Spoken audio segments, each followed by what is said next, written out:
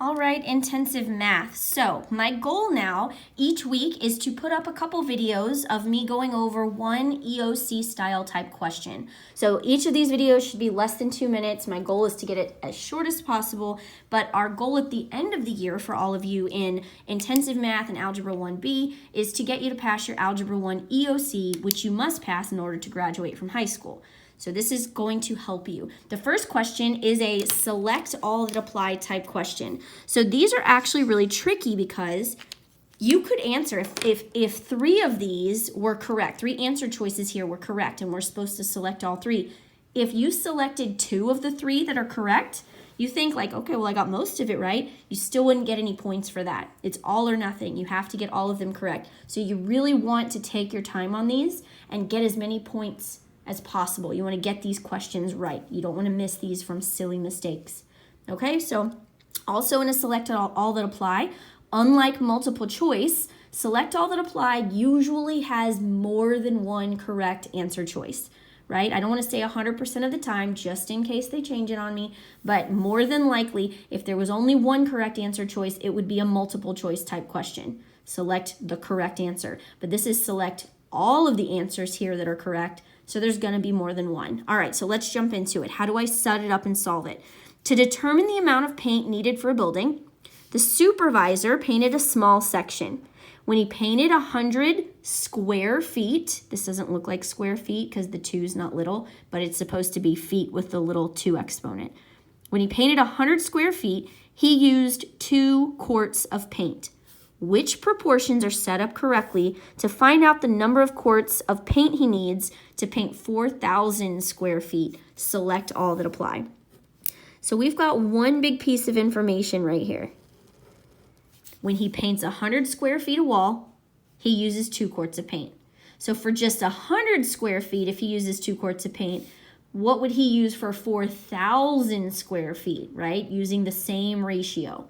So we're going to set up a proportion here. How would I set that up? Well, I know there's a relationship between the square footage that's being painted and the amount of paint used. So if I was going to set this up, I could either write my ratio as the square footage painted over the number of quarts, or I could say the number of quarts used to paint over the square footage. It really doesn't matter which way I write it.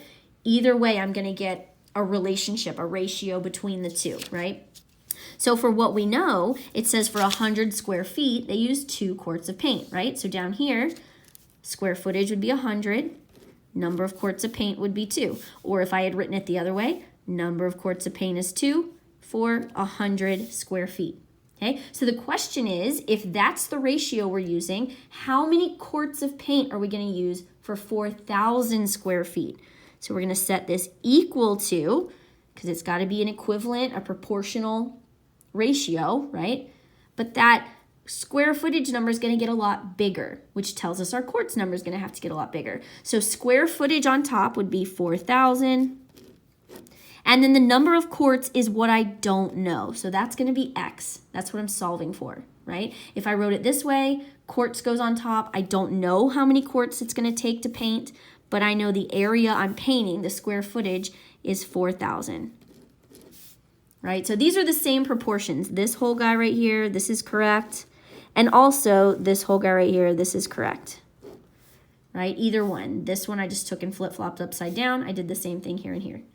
Okay? So we just want to make sure we're setting both sides of our equal sign up the same way, whether it's feet over quarts or quarts over square feet. Right? So let's look at each of these answer choices. Do any of my answer choices look like this guy? 100 over 2. Do they start off with that? Yes. A and B both start off with 100 over 2. Do they also have 4,000 over X on the other side of the equal sign? Because if they start off with 100 over 2, they have to have this side look the same as well. Yeah, A does not, so that's not going to be one of our answer choices, but B does. What's wrong with A?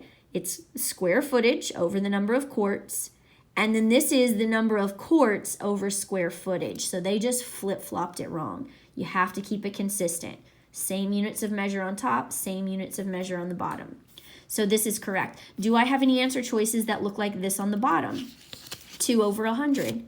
Yeah, right here. This guy, D. So I've got 2 over 100.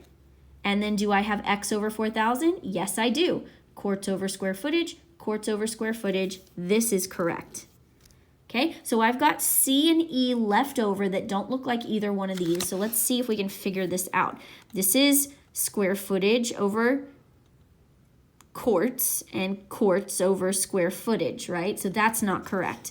They took the number of square feet they've already painted and put it over the number of quarts they haven't used yet. And if they did the same thing over here, okay, well maybe we could use that, right? If they put the amount of paint we already used over the amount of paint we don't know yet, the square footage we don't know yet, okay, that could work, but that's not what they do. They flip-flopped it. They use square footage over quarts and quarts over square footage, and you have to keep the units of measure the same, and this is all mixed up, doesn't make sense. So this one gets ruled out.